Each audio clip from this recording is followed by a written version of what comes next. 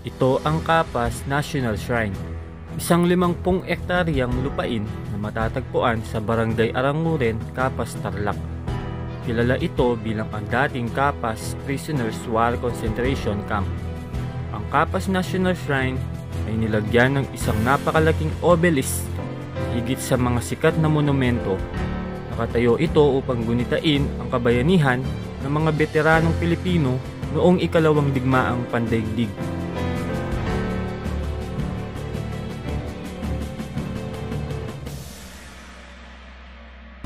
Launches a devastating attack on the Philippines.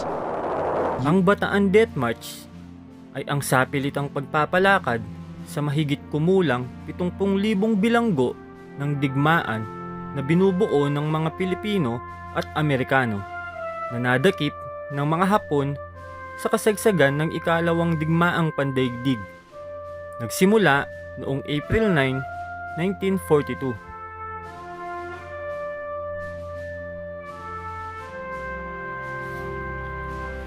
Ang pagmartsyang ito ay nagsimula sa Mariveles at Bagac, Bataan, patungong San Fernando, Pampanga, at mula sa istasyon ng San Fernando sa pamamagitan ng tren ay ipinasok ang mga bihag sa mga masisikip na mga boxcar patungo sa istasyon ng Kapas, Tarlac.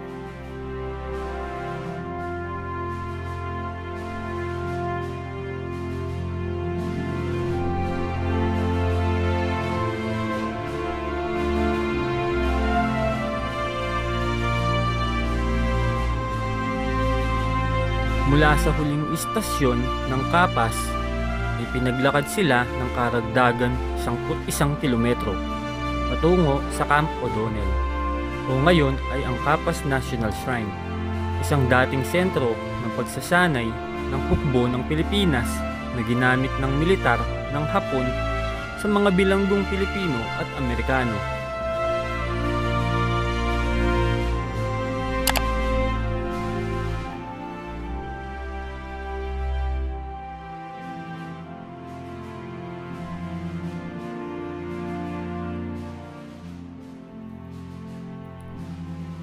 Ang Kapas National Shrine o pambansang dambana ng Kapas ay itinayo ng gobyerno ng Pilipinas bilang isang pag-alala sa mga sundalong namatay sa Camp O'Donnell sa pagtatapos ng Bataan Death March noong ikalawang digmaang pandaigdig.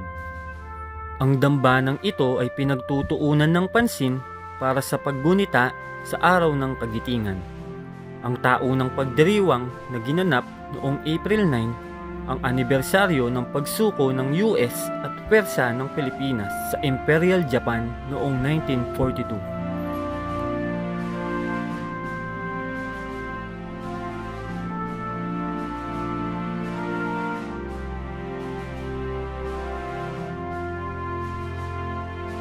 Mayroon ding memorial sa mga Czech at ilang Slovak na namatay sa pagkikipaglaban kasama ang mga sundalong Pilipino at Amerikano.